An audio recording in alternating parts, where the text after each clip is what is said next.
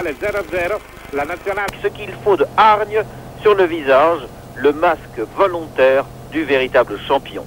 En tête du peloton, c'est le gros grain de sable cette fois dans le système U.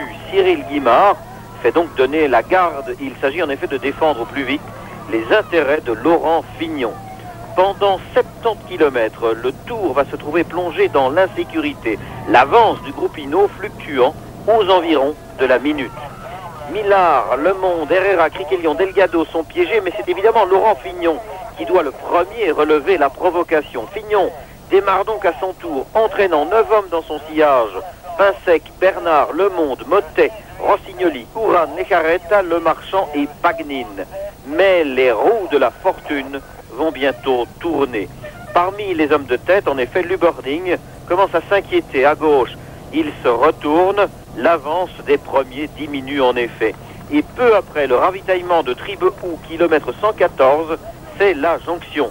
Charlie Mottet et Laurent Fignon sont les premiers à revenir dans les roues des fouillards. Échappé donc terminé, mais il a suffi d'un coup de pédale de Bernard Hinault pour que le Tour perde haleine, et ceci pendant donc 70 km. Phil Anderson fait alors les emplettes auprès de Peter Post. On se ravitaille. La course redevient un peu plus homogène et c'est à nouveau ce beau plan du peloton qui fait vraiment le gros dos au soleil.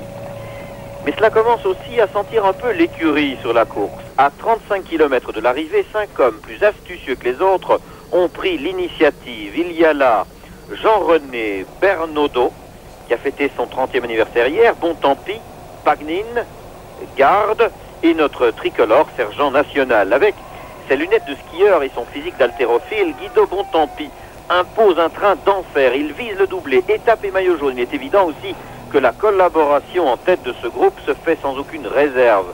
Ces hommes vont avoir 1 minute et 47 secondes d'avance. Bernaudot prend le relais, mais à la puissance individuelle de Bontempi répond très vite la force de toute une équipe. Les maillots bleus de Panasonic se portent en tête du peloton. Eddy Plancart, Grimace, avec lui Van Lanker, Anderson, Nullens, Luberding. Ils défendent en vérité le maillot jaune de Johan van der Velde. Les échappés arrivent en rade de Cherbourg. Ils ont moins d'1 minute d'avance désormais. Bontempi sait qu'il ne sera pas maillot jaune, mais il va cependant accaparer tout le spectacle de la fin de journée. Regardez en effet son démarrage à 400 mètres de l'arrivée. C'est extraordinaire de puissance. Guido Bontempi, personne ne peut l'accompagner. Le routier sprinter vraiment dans la toute grande tradition. Vainqueur de Gand-Wevelgem et de 5 étapes du Giro, Guido Bontempi s'en va accueillir là sa première victoire d'étape sur le Tour de France, et ceci devant Pagnin, Bernaudot, Sergent et Garde. Les derniers mètres pour Guido Bontempi, un vainqueur autoritaire. Bontempi, et ensuite donc dans l'ordre, vous les reconnaîtrez, Pagnin, Bernaudot, Sergent tout à gauche, et Garde arrive un peu plus tard. Le gros peloton, lui, va rallier le port 56 secondes plus tard. On joue là pour la 6e place, et Jeff Likens va mettre un point d'honneur à battre le maillot vert d'Eric Van der Harden. Likens tout à droite de votre image, Van der Harden qui roule avec son maillot vert bien sur la ligne blanche et puis qui s'en écarte un peu. Van der Harden qui va battre lui-même Hermans, Steven Hagen et Castin. Tous les favoris sont bien dans ce peloton. Pas de problème donc pour notre Claudie Criquelion. Bon tant pis pour tous les autres et bon tant mieux pour lui. Pour Van der Velde, c'est encore la vie en jaune. Du jour, Sergent 4e.